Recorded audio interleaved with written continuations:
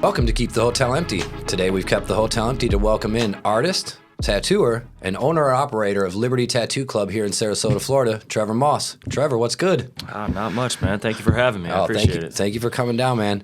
So I know some of our viewers are going to be familiar with you because of the work you've done in the area, and some people are not going to know you from Adam's Cat. So let's kind of start a little bit at the beginning. All right. Tell me a little bit where art comes into your life, because I know this is something that's been with you for quite a while. Yeah, it's kind of been passed down to me through generation after generation through my family. My father was an artist through more graphic design and creative directing, and then my grandfather was an artist through more oil painting and fine artist kind of work.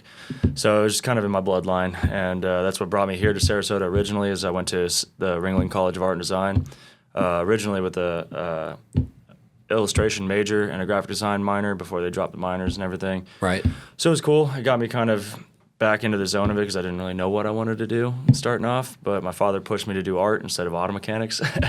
So I'm glad that I did because it worked out for me, and it kind of set me off in the right path of tattooing pretty much, because that was kind of my art form to begin with. Is very graphic, bold lines, bold colors, solid sticker type designs, and just loving the history of everything behind it.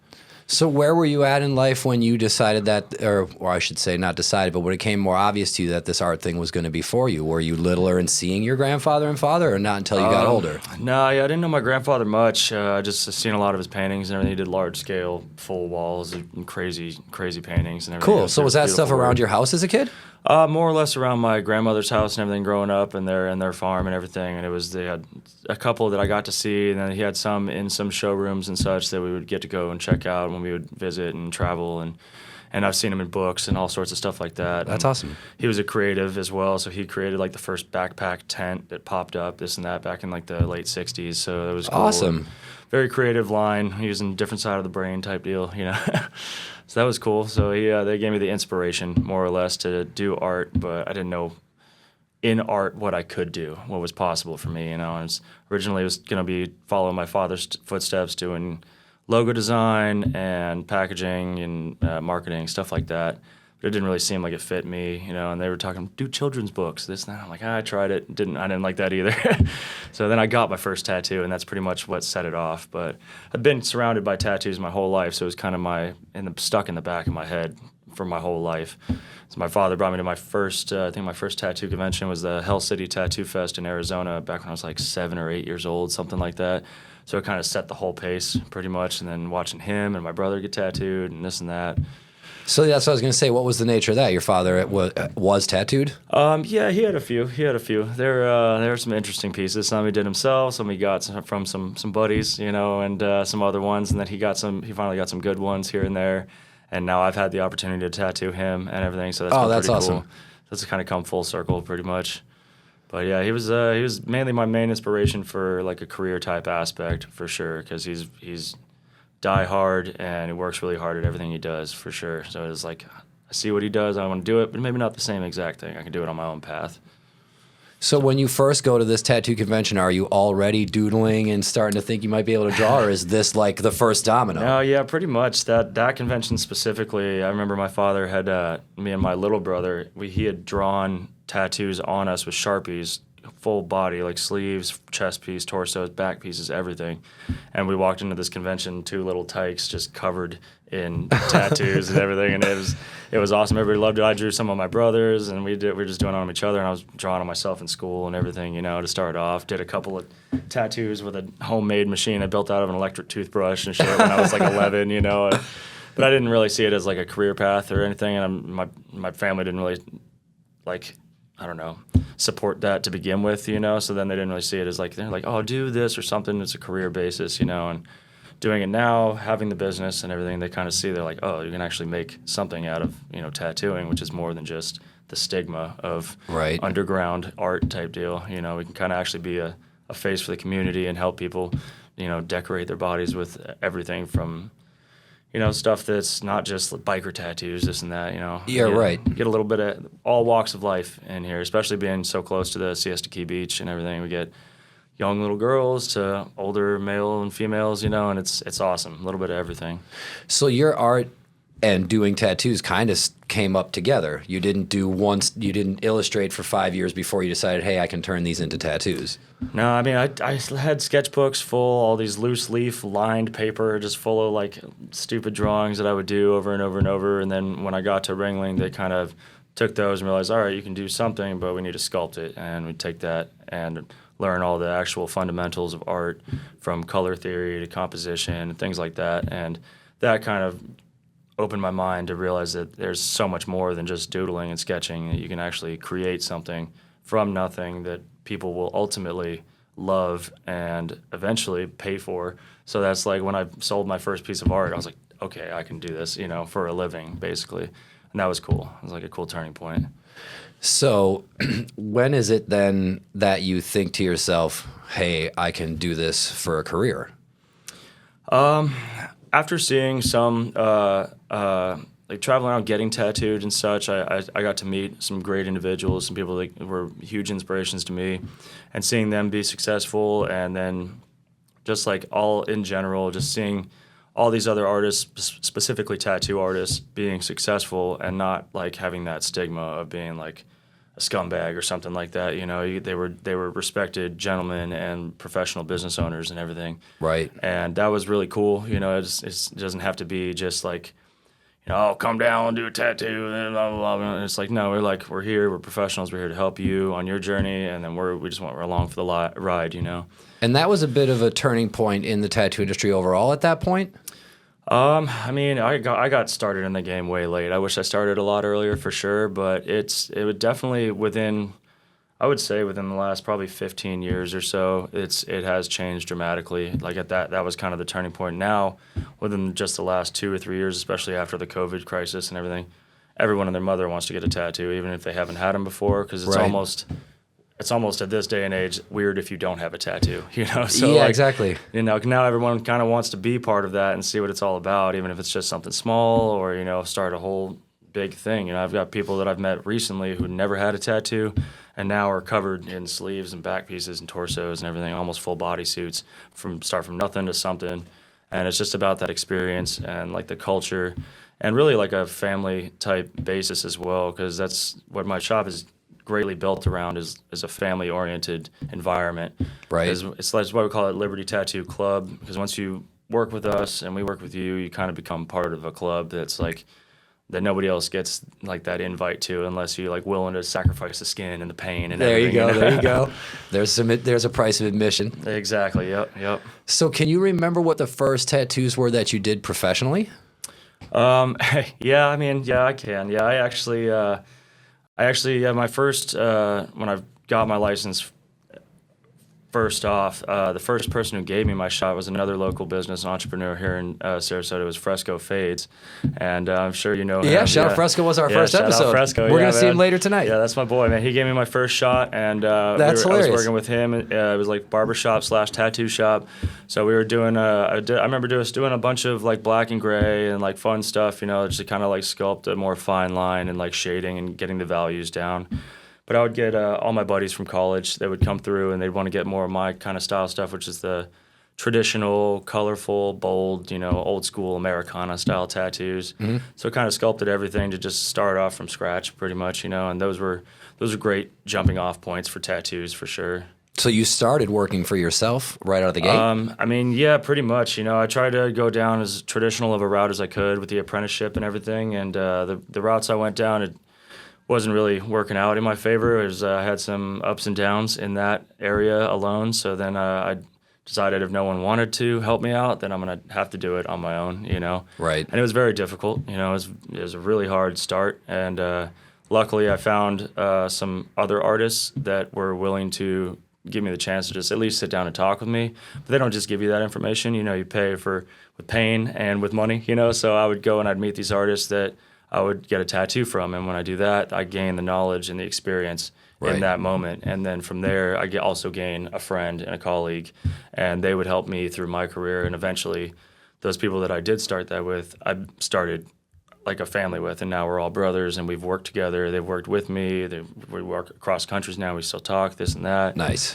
And we try and get together and keep each other motivated and keep each other pushing forward, and that was really cool. So when you're first getting started on your own and it was challenging, what were some of the challenges you faced that you didn't expect? What were some of the hurdles in the beginning there? I mean, number one thing about being an artist is the whole starving artist thing is a real thing for sure. So doing that, it's like you can't start off tattooing and expect to like be some rich famous artist. You have to work for that and sacrifice a lot. So luckily at the time, I wasn't married, didn't have any kids, I didn't have any of that, so I could take the time and dedicate almost every minute of my life to it, which was nice. But having to also have side jobs and make money on other projects and everything just to keep afloat and keep it room, like for rent kind of deal, keep that going. It's very difficult. And then also, just obviously I'm not making the most amazing tattoos right off the bat. So like having to learn and go through experience of like, oh yeah, no, if I fuck that up, I got to come back and I'm going to do some touch ups, this and that. And you learn what works, what doesn't work. And it was very trial and error type of period, So that was, it was good and bad, but like stressful, So it's once you get kind of over those hurdles of like, okay, I just did that right finally. Now I can do that again and try and do it better and better and better. Just keep going from there. That helps out.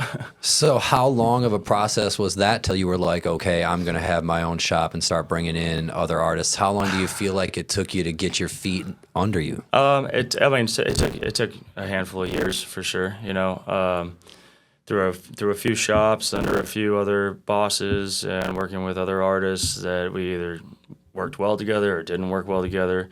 The whole thing was basically on that journey. Just opening up my own shop was gaining the experiences of learning the ins and outs of a shop and like what works, what doesn't work, what I do like and what I don't like, and how I think something should be ran and how I see other people are doing something that I would do differently.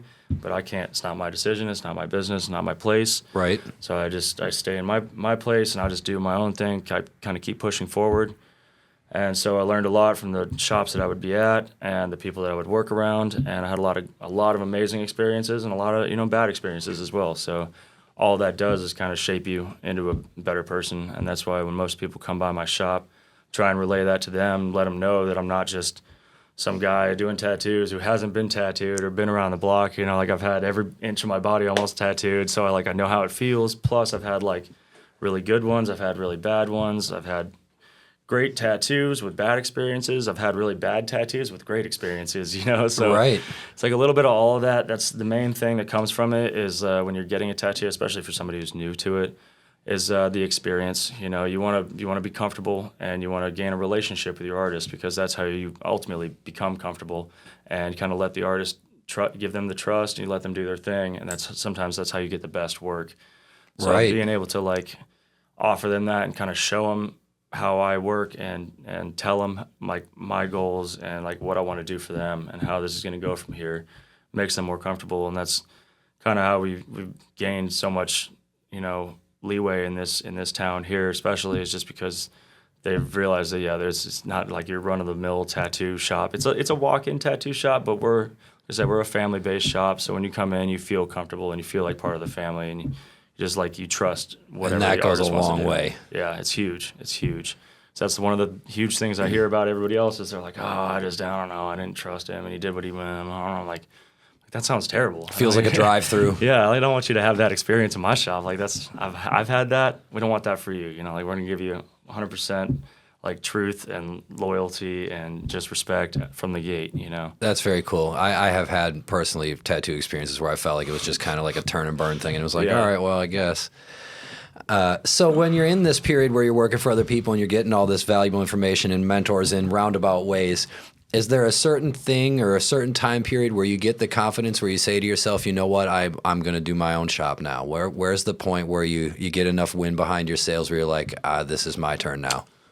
Well, I mean, I guess I had the last shop that I worked with was under Atomic Tattoos, is owned by Clay Montgomery and Lori, and they were amazing owners and like just professional tattoo owners, and it was awesome, a great experience, and it was just the difference of like once once things just weren't clicking in the shop that I was working in, it wasn't necessarily there. Like they have a bunch of shops all over Florida and outside of Florida. Nice. And the one that we were at, it's just like it wasn't working out between me and some of the other people in the studio. So I'm like, all right, I got to keep moving just like I have been, keep moving forward and try something else. And when I realized, I'm looking around, I'm like, there's not really anywhere else that I'd want like to go to that's in this area. I want to stay in this area. It's kind of where I've started my artistic career. I'm gonna go from here, and if I branch out from there later on, that's cool.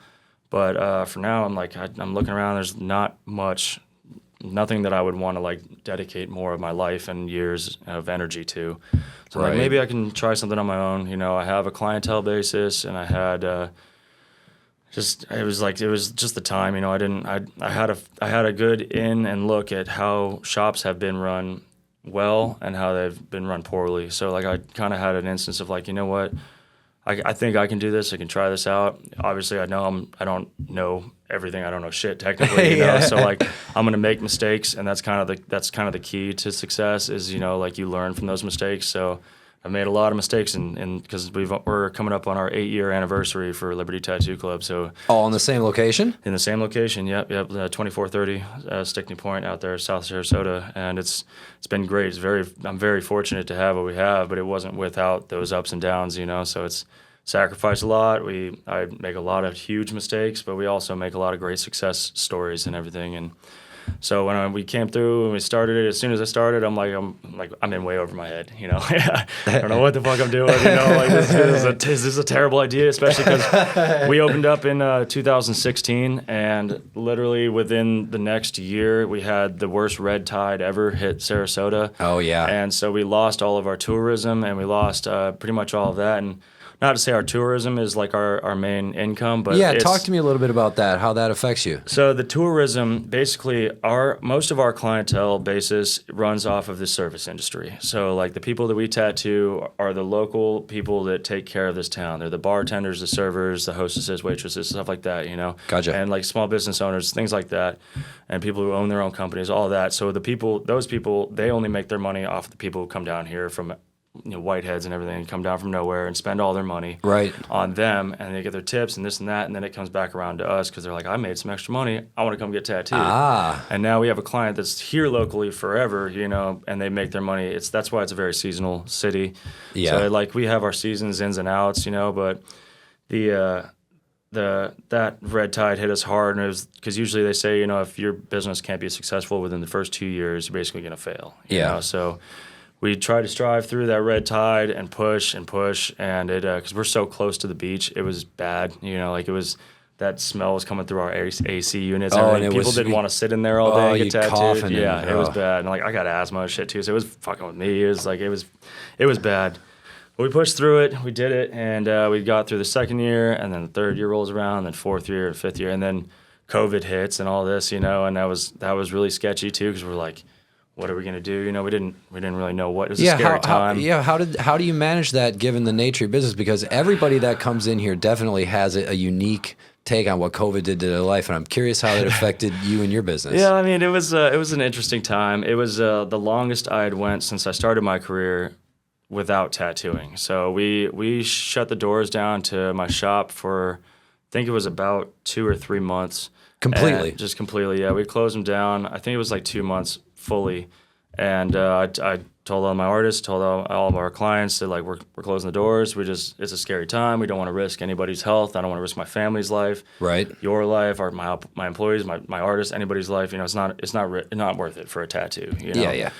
So, but that was ultimately, there's nobody, you know, paying for any of that. So that's all comes out of my own pocket to keep those doors open for the next 2 months while they're still closed, you know, technically. Yeah. So that was really rough and kind of scary. But after a while, I'm seeing some of my other buddies from around the state dealing with the COVID crisis, and they were open and tattooing, and they were getting shut down by some of their county officials and threatening to take their licenses and this and that. So it became a very sketchy time for sure, you know, so we didn't really know what to do. So we made some things work for sure, but it it came back around, and out of nowhere, COVID was almost one of the best things to happen to us, because after we opened the doors back up, it was like everybody everybody wanted a tattoo. They were Right. getting money from the government. They had nothing.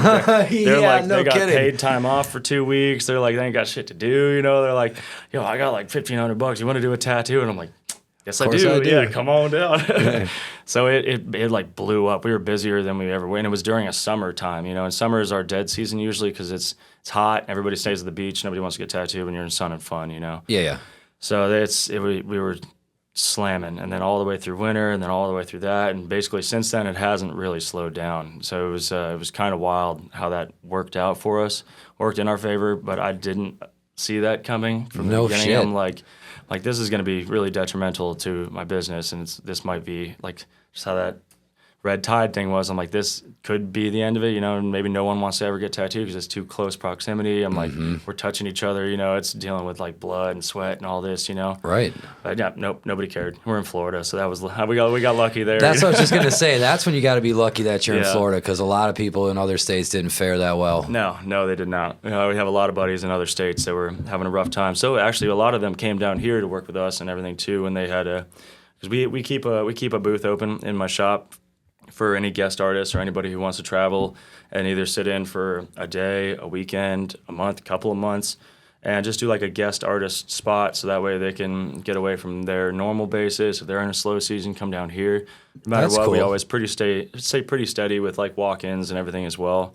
But most of our artists in our shop are like appointment only. But if we get the walk-ins, we'll try and knock them out right then and there if we can. Otherwise, we set the appointments and we take care of them, you know, this and that, unless they're right off the beach. I'm like, yep, sit down, let's go. Yeah, right. Yeah, because that's a moment that's got to happen then. Yeah, like it's in their head. Like, let's just go, let's snap it on them. You know? Hell yeah. So you mentioned being licensed and county officials taking away licenses and things like that. What does it take to be licensed as a tattoo artist and then to operate the shop? Well, ultimately, to be a tattoo artist in the state of Florida, it doesn't take anything. Basically, it's a $60 online fee and a 2.5 hour test, and then you pay for a bloodborne pathogens. It's basically all online. You don't have to have any like actual like schooling or anything like that. You can just, if you wanted to, we could pull it up right now. We go on, you type it in, tattoo artist license. Click the button, take the test, pay the $60, and now you're a licensed tattoo. So I could be a terrible tattoo artist by the end of this interview. Yeah, pretty much. That's Licensed. That's kind of why you see so many shops around Sarasota, is because it's just anybody can do it, you know. That's wild. And when it comes down to the shop licensing and everything, that's a little bit more tricky and everything. But it's that's why you see some pop up and close down so often, is because there's a lot to it. If you want to have an actual professional business behind it, you know, getting like the proper certification for certain things here and there. And some people just want to open up like a studio, tattoo out of it, and then, you know, call it a day. Kind of Turn and burn. Yeah, I wanted a shop that I could have some of the best artists in the area and from outside of the area work together to create a team to do the best tattoos, you know, that we can in this area, because there at least were and there are some great shops in this area, but I saw like a lack for some of our style with the Americana traditional, and that kind of just branched out into finding some other artists who do the more black and gray and realism and things like that. So it opened up our I don't know, I guess our genre of tattooing to like more. So that was cool because it brought in new clients, new people, and everything. But yeah, it's the shop aspect part of it. That's why for myself, I consider myself like a tattoo artist as well, but I'm also a business owner. They're two separate jobs. Right. So the shop deal that's a lot of work in its own, but being a tattoo artist is a lot of work on its own as well. So you have to be able to do and balance both to make it work in the long run. That's why you see some of these just they want to just be the tattooer and not looking at the business end of it. You know, make the money, pay your rent, and get out, and that kind of deal. We're looking at bigger pictures than that kind of deal. Right. What do you think you've learned along the way that's helped you maintain that balance and not wind up too much tattoo artist, not enough business, or too much business, not enough tattoo artist? A lot of it just comes from I back to having my father be one of my biggest inspirations and such, as I ask him for a lot of advice when it comes to business ends of things, because he's a great businessman. He's worked really hard for everything he has in his life. Very cool. So that's really cool. Whenever I had a question with that, I would ask him, and I'm either like, okay, that's a terrible idea. And I go do my own thing, or I'm like, that's what I should have done all along. Right. And that, and just having the respect of my artists and like my friends that are artists and everybody that I work with and everything, they help me out along the way as well. So having us all working together, I don't consider, like I'm a business owner, whatever, I'm boss man, but I don't make a single decision in my shop without communicating and talking with the rest of my team. So like it's all these decisions that get made to progress and grow as a business and as a family and a company, we do together. So like if I have an idea, I spout it out, they either tell me it's terrible or they love it, and we all work together on that idea and we move forward. Or if anybody else has the same thing, if they have an idea, bring it to me, we talk about it, I'm like, that's an awesome idea, let's do it.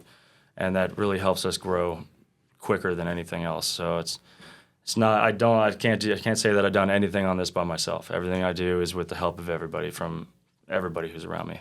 Yeah, that's good. That you seem to be very good at developing a trusting relationship. And it's important for sure. Yeah, and if you can trust your people around you, they can help you. If they can trust decisions. me as well, yeah, they're gonna trust like my opinion and my judgment calls at the end of the day, But like I said, it doesn't go without any of their own opinions, That's very cool. So when you have these moments where things aren't necessarily going so well, or these failures and challenges that you've had to go through, what is it that you tell yourself that makes it so you knuckle through red tide, you knuckle through COVID?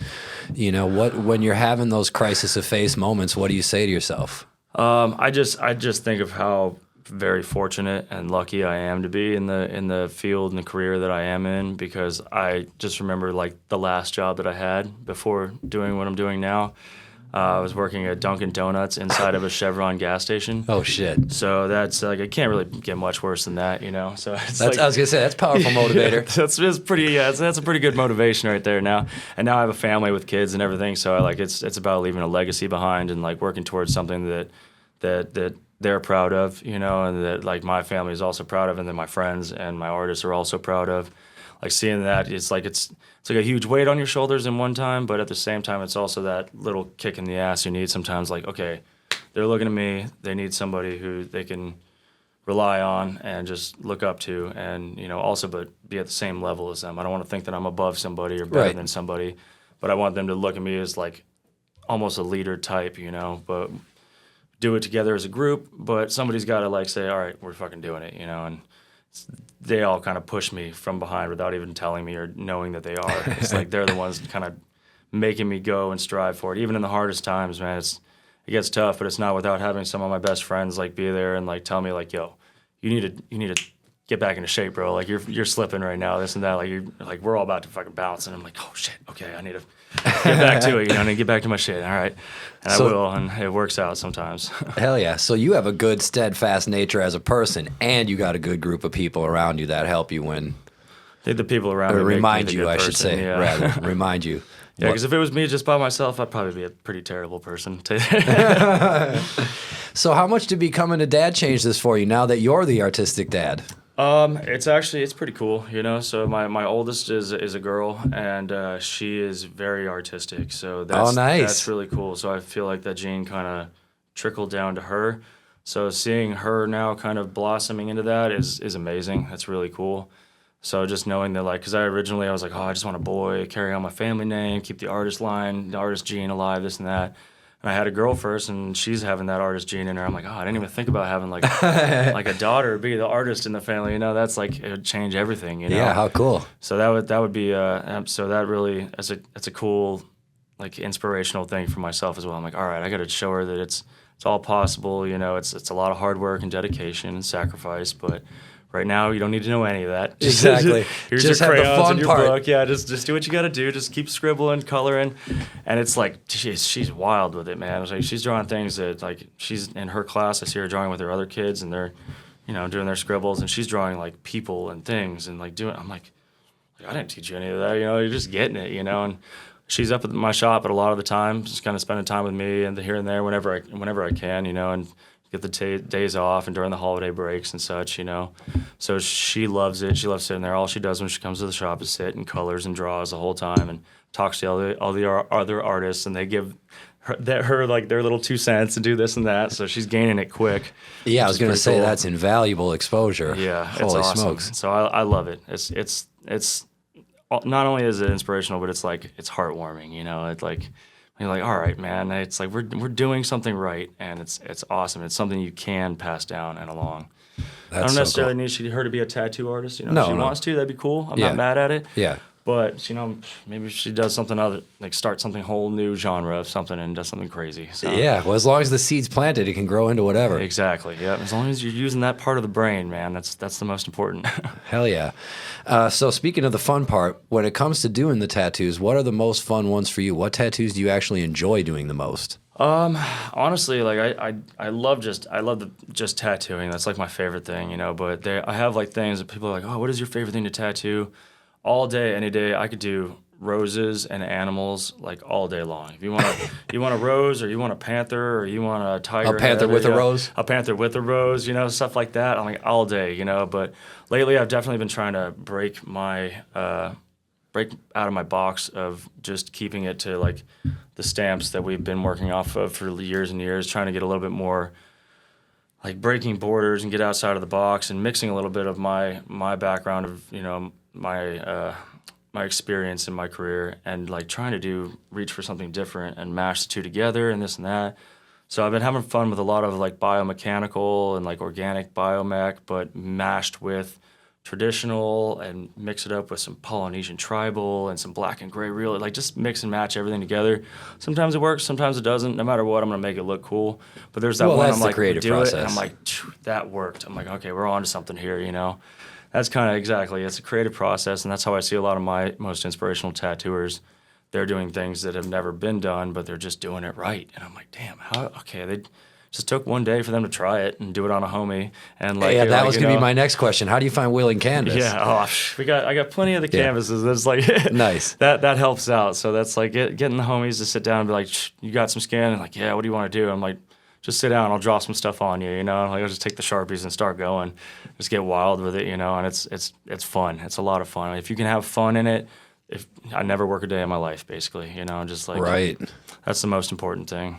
So you also have the desire to keep learning, though. You're not. Oh, absolutely, yeah. No, that's one of the biggest things that I feel like is taken for granted in our industry. Is like, a lot of people think that they're at the top, and they're like, I do this and I don't need to do just because they hone a style, you're saying? Exactly. And it's like, once you think that you've made it, or you've learned everything and you're doing it the right way, I feel like you failed, you know. Like, it's constantly always a continuing process of learning and growing. Like, I would never once, and I'll never, probably until the day I die, I'll be like, oh no, I suck, you know, and this and that. Like, I could do better at this, I could do better at that, I could try this out. But that's what you need, and it's also to have like your other artists and people that respect you and your work and clients and everything as well, to give you that kind of that praise for the things you do. It's because ultimately you're your own worst critic always, you know. Right. So I see my work, I'm like, it's not that great, and they're like, dude, this is the best thing I've ever seen. I'm like, okay, well, all right, if you like it, then I'll keep trying it, you know. And so it's if you're not continually trying to learn and grow, then you won't grow, you won't learn, you know. Like, I feel like that's a scary thing, you know? Yeah, right. That's why we hired all the guys in my shop, is everybody has a different aspect in the tattooing genre and careers and everything, so that we learn off of each other. Because if we had everybody in the shop doing the same exact thing, then it's like, you can go to anybody for the same tattoo, right. This and that, or like, I know how to do a color theory on something, and they're like, oh, well, how would you do the colors on this? They learn something. I'm like, well, how did you do the letters on this? And then I learn something. And so we have to grow off of each other constantly, because otherwise it gets stuck in one spot, and it's just, you continuing doing the same stuff over and over and over. You got to break that mold. Right. Yeah, that gets boring no matter what your discipline is as an artist. Exactly, yeah. So I know that the techniques of tattooing have grown a lot over the last 15, 20 years especially. But one thing I'm curious about is the machines. Because I started getting tattooed in the mid-'90s, and everything was still kind of bikery looking, for want of a better way of putting it. Yeah, yeah. But now tattoos look so amazing, they almost look fake. It's crazy. How did we get there? What's the difference? You know, it's honestly, it's still something, because I'm stuck in a very traditional mind state and a traditional way of. But even those look so much more vivid, and the colors packed so much more. It's the pigments in the inks and everything have come a long way. so they're a lot bolder, brighter, and there's a larger variety of different tones and variations of colors. That What help. opened the floodgate for that? Ultimately, it was just they broke away from like direct pigment inks, and they started mixing here and there and doing this and that. So there's a mix and match of everything, but so I guess I'm still a stickler for some things. I'm like, if it ain't broke, don't fix it kind of deal. So I stick to my color palettes, but I see all these other guys doing this. I'm like, oh, maybe I can try that, and I'll try another company that sells, colors and pigments and everything, and I'll try this, I'll try that. And there's just so many out there now that it's hard to, figure out which one's the best or which one's the boldest or the brightest or lasts the longest, because they all are pretty decent at this point in time. So there's just a lot more manufacturers, a lot more to choose from. That's part of it. So the competition created better. But there's companies that have diehard been in it for a long, long time. Like Dynamic. Dynamic is out of Fort Lauderdale, Florida, and here they've been around since '92, and they've been doing it proper since the beginning. And like obviously everybody learns and grows with the time and everything. And we actually, as a shop, got to go to their factory down in Fort Lauderdale after the Miami All-Stars Tattoo Convention, and they walked us around the whole facility and saw how they bottle and sterilize and do all that, this and that. And they have their whole studio for podcasts and everything. And like it's a whole thing that's just changing and growing with this industry. Right. It's no longer just a tattoo shop getting a tattoo. It's like it's almost like I don't even know, like inevitable and like impossible designs can be realized and done perfectly. And being at that Miami Tattoo Convention, the All-Star Tattoo Convention, the Freak Show Factory, they put it on. He brought in the best artists from all around the world. Nice. And I was kind of worried when we got the invitation to go down because we were like the only traditional kind of tattooers there. I had me and one other guy had the only coil tattoo machines in there. You could hear us from across the room. It was like, what does that mean? Tell me what's the difference. The coil machines are just those loud ones. It's like when you get into the dentist's office and you hear in the background. They're like, oh shit. And now it's mostly switched to like rotary machines, which are either that or like they have pneumatic machines as well, but most of them are rotary based, so it runs off a brushless motor, and they're silent, and they so they're battery powered, they're wireless. There's crazy. So there's all sorts of new options with all that, when it comes to the machines themselves. And you control the speed wirelessly? Yep, it's got a dial and readout on it, so you can change the voltage, you can change the throw on the needle gauge. It can change everything, Wow. So it's pretty wild for sure. So that, and I never really agreed with it. I'm still pretty stuck to my coils. I've been using some rotaries here and there nowadays, just because they can be very consistent and reliable in certain instances with like black and gray tattoos. They make smooth blends and stuff like that. But so going down there, I saw some of these artists. I'm like, oh man, like you said, some of these tattoos, they look fake. Like I see it on Instagram. I'm like, there's so many filters and lights and this and that. So I get down there and I'm walking around and I'm seeing these tattoos in person with my own eyes. And not only am I seeing this one tattoo that was beautiful, I'm seeing like a client with a whole bodysuit from this one artist of all these beautiful, amazing tattoos that look fake with my own eyes. And I'm like, you did all that with that freaking rotary machine, freaking big black dildo looking thing, man. And they're like, yeah, we did all this, and this is like 10 years healed, this is 8 years healed. I'm like, holy shit. I'm like, yeah, that's the thing. 8 years later, they still look like that. It opened up my mind to a whole new thing. I'm like, okay, it gave me a new respect for the industry and something that I didn't really respect to begin with. I'm like, it's this newfangled shit. I sound like an old man. I'm like, no, it ain't broke, don't fix it. But then I'm like, dang, I'm like, if you can do that and with this, and that, then something to it. Yeah, maybe I'll give it a shot. I'll try something out. I'll do something different, I've tried it a couple times. Definitely not for me, but I just at least have that respect for that and seeing what can be done. And it almost seems impossible, but I see these guys do it. And some of them you think it takes hours and hours and hours, which it does, but ultimately, some of these artists work pretty quickly and shit, which I'm thinking, like, it's going to take 3 or 4 sessions for that. They're like, nah, one session, 12 hours. I'm like, and you sat there for 12 hours? I'm like, most of my clients, they'll sit there 6-8 hours max, and that's that's rough, I was going to say, that's a good sit. Yeah, but it's these guys, it's just they feather it in there, and they do this, and they have their techniques and their machines, and I'm like, it's a whole different like aspect of the tattoo industry that I don't really know a whole lot about. So being down there really opened my eyes and was really cool to give the respect to them, because they all would come by my booth and see me like whip shading with a coil. It's like, just like my buddy's like, oh, like hitting his armpit tattoos and shit. Oh man! And so they were like, they give me the respect. They're like, damn, yeah, that's old school, bro. I was going to say, like, that's earning that's it. old school. He's earning this today, boy. Oh man! But so it was cool, that like mutual respect with somebody who's from Venezuela or Colombia or something, and Brazil, and like they don't know, they love the traditional art form, but they don't know how to do that. It's just like it's complex. For me, it's easy. But to them, it's complex, and I look at them like they're full color realism pieces with like neon colors in there. I'm like, that looks crazy and complex. He's like, oh no, it's easy. Just do this, you just do that. I'm like, damn, man. I'm like, okay. Like my new best friend. You want to go do karate in the garage, man? Yeah, right. Did we just become best friends? Exactly. Right. That's yeah. actually why two of our artists in our shop, Jose Ortega and John Amaya, they're both actually from Venezuela, and they one is like a black and gray realism artist, and the other is like a full color realism artist, and they are like amazing. They blow me away almost every single day with the tattoos they're doing, and it's wild. It's a cool mix to have in my shop, which is originally just Americana, traditional. And both were down for karate in the garage. Exactly. And now we all hang out. We're all family now, Hell and it's yeah. like their families are my family, and my family is their families. That's so cool. It's really cool, man. The industry has changed and come a long way for sure. Yeah, and that's one of the things I wanted to ask you about. You mentioned Instagram, and I've talked to barbers, I've talked to stylists. Talk to me a little bit about what Instagram did for you in your world. I mean, when all of a sudden everybody's... Yeah. I mean, it's cool. Like, I get trapped on Instagram just, like, trolling and scrolling through everything, which is good because it can give you some inspiration here and there, but it can also kind of put you down mentally, too. Sometimes you see some shit that you're just like, man, this is so good, I'll never get there, I can never do that. So that's like this or that, or you get just lost in wasting time. It's a time waster as well. But it is also great for marketing and Right. building a brand in a business, because it gets more people to see the work that you're doing other than a local community. So otherwise, it's just the way we came up. It was portfolios. You had a book, with Yeah, exactly. pages and pictures in there, and like now nobody has any of that. They're like, oh yeah, you can check me out on Instagram or Facebook. This, and I'm like, man, you don't have a book I can look through or something? Like we still have all the books and everything in my shop, me and Nick's work and everything.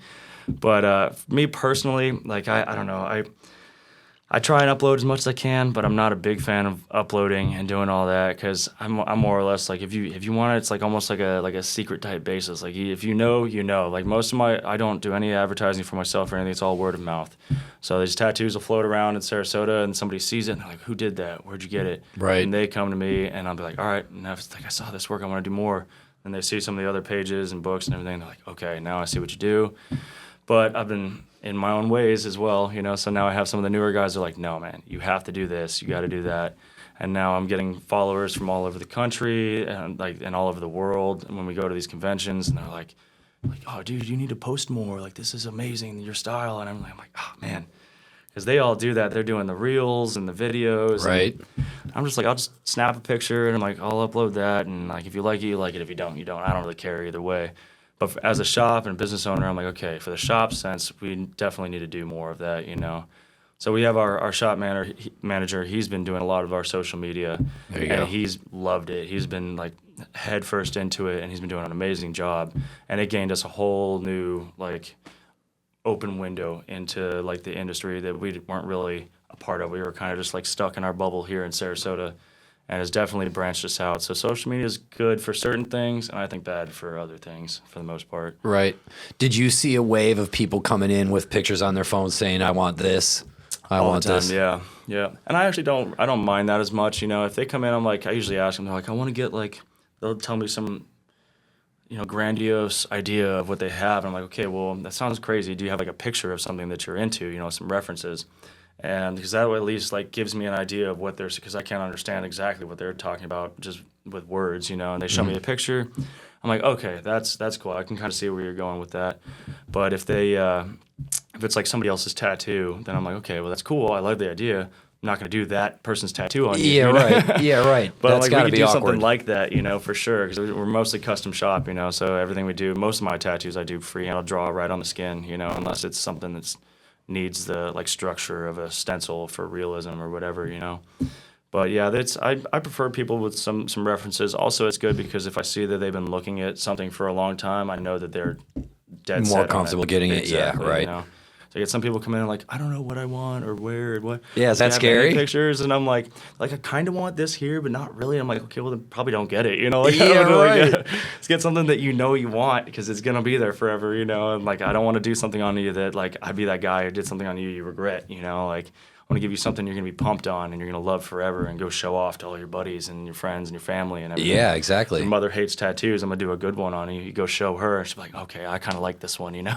Yeah, there you go. I love mama's approval. That's one of my favorite things. No kidding. You should have a little sign up that Yeah, says right. that. I love mom's approvals. Yeah, I should actually. That's a great idea. No kidding. So then that leads me to sort of a fun question. What is one of the more bizarre tattoos you've been asked to do and actually done? Ooh. Like a tattoo of a butt-shaped butt on someone's butt, you know, a Yeah, classic right, Beavis yeah. and Butthead thing. You know, we've done so many crazy ones over the years, and like they just get crazier and crazier. I got to do a couple of fun ones recently. There's this there's one kid I can't remember the name. The business name is his first tattoo, and he wanted script on his inside of his outside of his forearm. In like a rope font, like a lasso kind of a font, it says "Howdy Whores." Nice. And I was like, "Your first tattoo?" I'm like, "Fuck yeah, let's Just do going- it, man!" Like that's a great idea. He's all about it, and it's actually the name of a local company here in Sarasota. I can't remember like the rest of the actual company name. But I was like, man, yeah, that's like, and he was representing his buddy and his company, this and that. I'm like, plus it's a badass tattoo. I'm like, dude, Yeah. you're going to get all the ladies with this. Oh my God. So that was a fun one. That was pretty cool. So like, I'm like, as dumb as it may sound to other people, I'm like, to me, I'm like, that sounds fucking badass, man. I'm like, I wish I had some room to get that, you know? Like, shit. And then there's other ones, like a couple of years ago, we did a guy wanted a pair of Wrangler jeans, wanted the brown patch that says Wrangler on the top of the belt loop section right there. Yeah. He got that in that section tattooed on his ass, like realistic, like stitched into his fucking ass cheek and shit. Damn. And that I made it look as real as possible. I you wonder know, what the and it came out motivation pretty behind cool. that was. Either you really love Wrangler Yeah, he's jeans like, love or me some jeans. damn. Yeah, that Canadian tuxedo, man. Go No all, kidding. all denim. That's pretty awesome. So we do some fun ones for sure, but yeah, I'm sure if I ask my buddies too, they'll remind me of a bunch because I forget from time to time. I'll tell you what. Have you ever had to bring yourself to do a tattoo you really didn't want to do? I mean, not necessarily. Most of the time, I try and give people my best judgment and my professional opinion on certain things. So if it's like a tattoo that I would consider not a good idea or not, because it's hard to say because it's only my opinion. It's a biased opinion. If they might right. want that for some other reason that I don't know, and like they'll go somewhere else and get it. And I'm like, that's fine. I'm not comfortable doing that because I don't think it's a good idea, And I'm like, I'm sorry for that. If you want, there's other artists that might be able to do it for you, but like if you want, I could do something more like this or like that. This would be like great. It would be awesome. And it's like. So it's kind of difficult, sometimes, but most of the time, most people. I'll give them my professional opinion. They're like, you know what? I think you're right. That's probably not the best idea. Like, and I'll show them other options of what they can go down, a different road. And they do that, and they're like, yep, that's actually pretty cool. I like that one you did right there. I'm like, cool, let's do it. Sign up.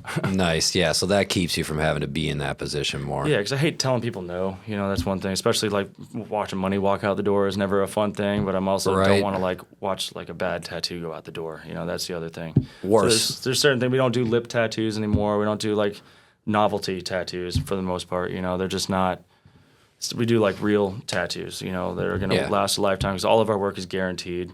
So if I ever need a touch up or a highlight or whatever, if it falls out, you get a nick or a scratch in it, we'll touch it up for free. It's no big deal. Nice. We want our work out there looking the best it possibly can. Smart. So it's important, And plus, we usually guarantee it because you don't ever need a touch up. It's going to look like that forever with that. For the most part. I was always going to say when As I long used to as you sell take things, if care they of got it. a guarantee for lifetime, that lets you know they're confident in the product. Exactly, yep. So what's some of the goals you got for the shop for the next couple of years here? You're already at a good spot. You're celebrating year 8. What's 9 and 10, 11 got to look like? Yeah, I mean, ultimately, we're just we're keeping the doors open to some newer artists and some different type of genres and stuff that they could bring to the table and like kind of offer to the community here that's not really around, which is awesome. I think that's a great experience because Sarasota is definitely kind of on the come up, kind of along the lines of like Sarasota or St. Petersburg and stuff like that. It's a lot younger crowd, and they are like people are working hard for their money and they want to get good tattoos. I'm all about that, and I want to Right. send them down the right path early. So if we can get the right artist in my shop and give them the proper guidance into that, path of being tattooed, that's huge, and that's not, it's like you have all these shops, you just walk in, say, I want this, they'll slap it on you. We want to do more like, we look at the future for our clients. So like getting everybody on the same page for that is cool. So we still got a little ways to go with that. So like getting some other artists with other, other types of styles of tattoos to give more, options for people is awesome. Plus, just expanding as well. Last year, we did a convention run it was like 3 conventions within 2 months. We did Orlando and then Miami and Tampa. And that was amazing because we got to meet a whole new group of people, and meet new artists and meet new companies, some of our suppliers that we've never met personally, Very cool. So meeting the suppliers, we can get chances to go meet them and their warehouses and their operations, and that's great. So I want to do more of that for sure. And just the convention runs as well, we've talked about that.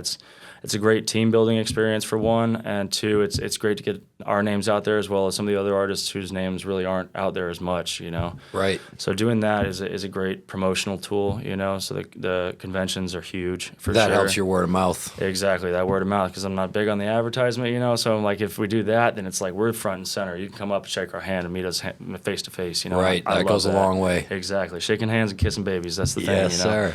So those are important, Plus, just expanding. We have a large shop as of right now, so we got plenty of room for multiple artists and everything. But, How many artists do you have in there now on a regular basis? As of right now, we have myself. So right now we have 4 artists, and then we have some artists who kind of like bounce in between here and there, and then some travel. Some will come by every year for a certain amount of time. Some will come by, once a week or every couple of weeks or this and that. And I try and set up some like at least once a month or every other month for an artist to come in from wherever. So we try and keep that on a like a monthly type deal. So that's always good because it keeps it fresh, And then those people who tattoo people in the city, their clients that live here will always come back to that artist whenever he's in town. So that's always great. Expands the name. And then whenever they're out and about, like if they ever travel to Michigan, like, a guy in Michigan that tattoos, and like this and that. So that's cool. But we want to blow up on like a lot of different scenes and doing like promotional gigs. We play hockey up at Ellington and everything, so we sponsor the Headbangers Brawl event and everything. Nice. So it's a cool like heavy metal hockey tournament. But Love that. It's a great little mashup of everything. So we'll do the tattoos and this and that, and like Oscura, it was fun. It's like a punk rock venue. They do flea markets and everything. Yep. Trying to just be a part of the community. That's so we want to do more of that because it kind of died off after the COVID deal. Like it was everyone kind of just stuck in their bubble doing their own thing. Before that, we were always working. Whenever I do our shop anniversary party, I bring out whatever food trucks that we are friends with, whatever Nice. Vendors would like to set up a tent and sell some stuff, whatever. And that's huge for the communities community. keep Community clutch. is huge for us because they take care of us ultimately, and so we want to give back and take care of them. Right. So that's one of my biggest goals is to get back on that track of like supporting everybody else so they support us as well, That's huge. So how many artists can you accommodate in the shop that you have now? I mean, ultimately, we have, 6 booths, but me and Nick, man, we say it all the time. We've tattooed in some of the craziest places. So we could fit 100 tattooers at our shop if we wanted to, Like, we'd be nuts to butts, but I mean, we'll make it happen, Yeah. Well, the only reason I ask is because how far do you think you have to go before you'll have to, or would you consider having to open another location? We've discussed it, like it was if we get more full-time artists, because right now it's like we have our full-time artists, but we kind of keep the areas open for guest artists. If we get more full-time artists, then probably our next venture would be up towards St. Pete area, right? Because it's young and up and coming, and there's a great tattoo scene up there, and a lot of our friends and everybody work up there as well in other shops. Right. So it's a cool community, like we can all kind of work together and like not against each other, which kind of how tattoo shops used to be. It's like exactly it's all talking shit about each other, this and that. Like, no, we want to make friends with these guys, and we want to like if we host an event, let's all get together and do this event. So like some of these tattoo conventions are just everybody and anything. I think it should be more like the best of the best all put together. Like we're not like competing against each other. We're working together to give everybody the best options for tattoos in this area. All boats rising with the tide. Exactly. So that's huge. I feel is like having not only my shop on the same page, but other shops all on the same page together. And when you do that, you can turn like that stigma kind of around from tattoo shops and show people that there's way more to tattoos than just like tattoos, you know? Right. And being established for 8 years and counting really has to help that. Yeah, it's cool. Yeah, we've made a lot of great relationships, and met a lot of new friends, and kept a lot of old ones around. You know, so it's a great environment, especially to have my family around. I try and include them and everything as well. You know, so my kids get to experience all that, and it's everybody else has their kids, and we all keep that together. So that's awesome. It's a generational thing, you know, because we're all. You know, we're all gone one day, so if we can leave something behind that like makes a statement and shows that like, oh, he did this and he did it well, you know, and they did this together, then that's important, you know. Instead of respect. One being a selfish asshole and just doing it by yourself and never having anything amount to it, you know. Hell yeah, I'm on board with that big time. So normally I would get you out of here on one fun question, but I got to get you here out of two fun questions. All right. First one, I know you had your head tattooed today. This afternoon, this morning. Talk to me a little bit about that. As far as a guy who is tattooed every place else, you know how it goes. What was that like? That had to be a unique experience even for you. Yeah. So I had like a couple like smaller like pieces on the head and everything, but so it was Joe Hawks. He owns Hawks Electric Tattoo up in South Tampa area. Nice. And he works in an amazing shop. It's in like a historic district in a historic building with a bunch of amazing tattooers up there. And it's a really cool experience just being there, and plus it was like getting tattooed by a new artist that I'd never been tattooed by before. Oh, nice. That was an amazing experience because I've been tattooed at this point by probably probably close to 30 different artists, maybe 40 different artists, something like that. So it's every time you want to sit really well, and you want to also give them something they're going to be happy doing, you know. Yeah. So it was a really cool experience getting to like meet him officially and set up an appointment and do the whole deal, and like him be excited about the tattoo as well. Because we had the Preston Garrett, he put on an exhibition last year called the Back Piece Exhibit, and it was some of the best tattooers in the Southwest Florida area all came together and did nothing but back piece paintings.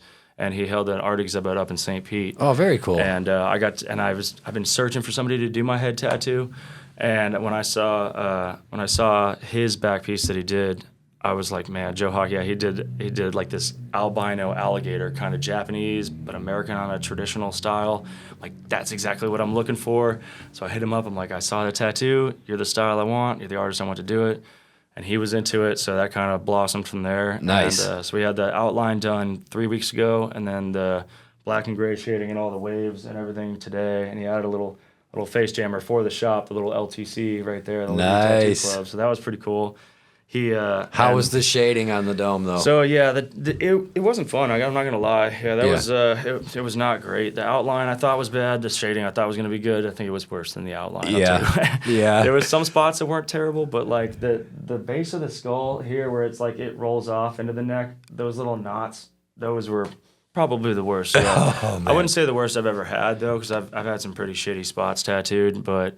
Ultimately, on a scale of 1 to 10, the shading today was probably like a 6, a good 6.5, something like that. That's pretty high for me because the top would be like probably like a 9, 9.5, and that was like the upper abdomen, stomach, rib cage area there. Right. Do you find that's generally the worst for everybody? Pretty much, yeah. Anybody who's like heavily tattooed, you ask them like, "What's the worst?" They're like, "The fucking stomach, man." And I'm like, "Yep, that's me too, man." I was always afraid to get tattooed there because I was afraid it would tickle and I would move too much. Yeah, no, do people do that? Yeah, it does. There'll be certain spots we hitting on the ribs, get close to the armpit. They're like, I'm like, does it hurt? Like, just tickles. I'm like, you're gonna have to sit still. I'm gonna strap you down. You know? Yeah, for real. Yeah. So there's I've had some really bad ones. It wasn't fun. It definitely had spots that hurt, but it wasn't the worst that I've had. So it was tolerable. We got all the black and gray shading down, and we go back 2 weeks and we do all the color in the hawk and the trout. Heck yeah. I'm excited for that, and then ultimately excited to just have it done as well. Yeah, well, you gotta to put some social posts of that up for sure. Right. Yeah, I posted a little something on my story today, but he posted one on his page as well, so that was really cool because it's gaining a new friend and a new colleague and everything. So that's always that's that connection between different cities and everything. It's what we're looking for. Community and connection being the backbone, huge. It's important. It's huge. All right. Well, here's fun one, part B. If you could tattoo any person, living or dead, who would it be and what would you put on them? Ooh.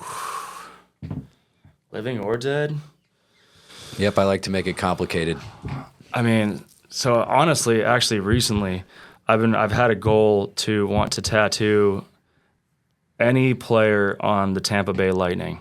Oh, nice. That's kind of one of my goals. Is like I've been trying to strive for it. I saw an artist that I follow and I've had a little bit of communication with that I buy a lot of art from and everything. His name is Gustavo James out of Anaheim, California, and he does a lot of the artwork for it's called Violent Gentleman. It's like a clothing company. They do like hockey related stuff, but Cool. he does super awesome artwork. And he actually got the opportunity recently to design most of the Anaheim Ducks jerseys, like their actual logos and patches and everything on their hockey Nice. jerseys. But they also let him come to the arena and do tattoos in a box like section while the game was going on. And I'm like, oh man, that would be so sick. So like I want to do that, and like I don't even care. I'm gonna be free. I'll pay for my ticket. I don't even care if I could tattoo a player or like at the game or anything like that, and just get that like checked off my list. I'm like, I don't usually care about tattooing like famous people or anything. It's not a big thing. I'm like, I probably tattooed famous people before. I don't even know. I'm like, I don't care to ask or anything. I'm like, just a normal dude, you know, just hanging out. We have a good time together. I could care less. I'm not gonna go like boasting like, oh, I tattooed this person, you know, like this and that. Right. So I've had artists that do that shit. And I'm like, course. cool, bro. Like, so Those I'm people like, appreciate it more when you can just be on the DL yeah, and be cool like, about it like anyways. we're just hanging out. Like you're just, I don't even know who you are, shaking hands, kissing babies, you know, like I'll send them like, all right, see you next time, you know, like this and that. I'm not gonna ask you for a bunch of shit, this and that. But for the Tampa Bay Lightning, it'd be cool. Just like one of them guys, man, just like come down and I don't even care what we do on them. Well, we got to start an internet campaign. Trevor Tattoos Tampa. Yeah, right. There we go. I like that. That'd be dope. We'll get you in that box, brother. Hell yeah, that sounds like a plan. Dude. Well, I really appreciate you coming down, making some time to talk to us, Absolutely. man. I had a blast hearing from you, and we'll do this again, and maybe we can do it again where you can do some tattooing on me too. I would not be mad at that, man. All right. I appreciate you having me. Thank you, Thank you very brother. much. Appreciate sir. it, man. Absolutely. Thank you. Hell yeah.